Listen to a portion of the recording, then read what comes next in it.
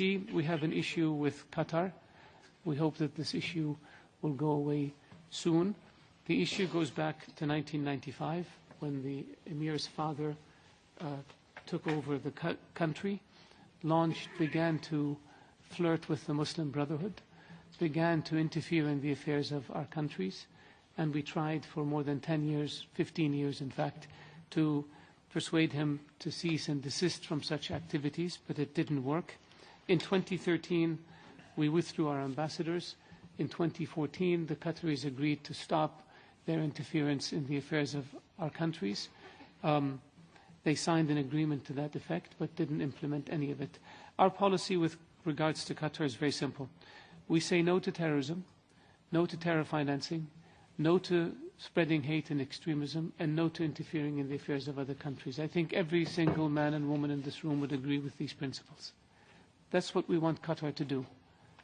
To have known terror financiers operate openly and freely in your capital city is not acceptable. To have your media be a platform in which your senior religious figures condone suicide bombings is not acceptable.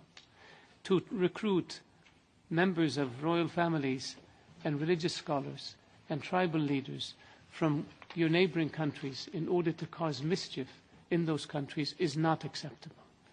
To connect Gaddafi with a Saudi dissident in London that the Qataris were funding, who then puts Gaddafi's intelligence service in touch with a cell in Mecca with the objective of assassinating our then Crown Prince, later King, is not acceptable.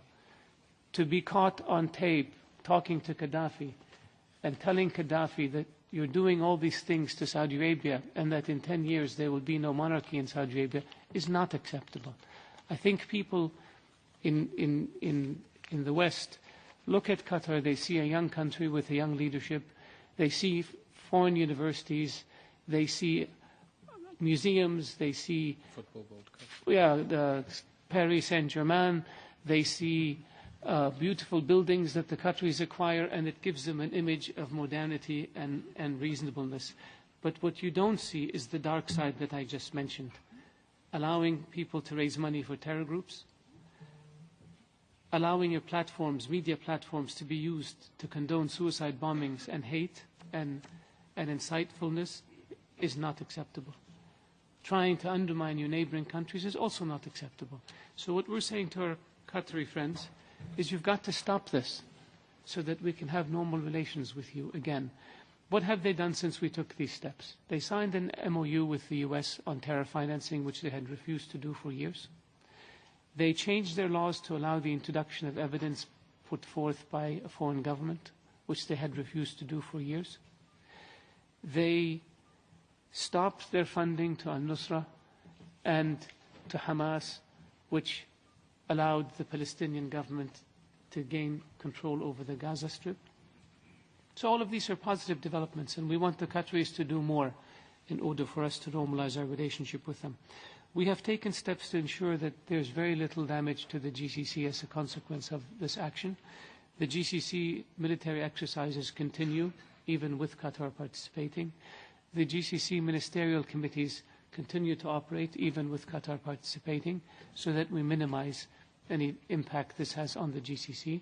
But we cannot allow things to continue, as they say, business as usual. We have got to have zero tolerance for terrorism, for extremism, and for terror financing. And this is the objective that we've taken with Qatar.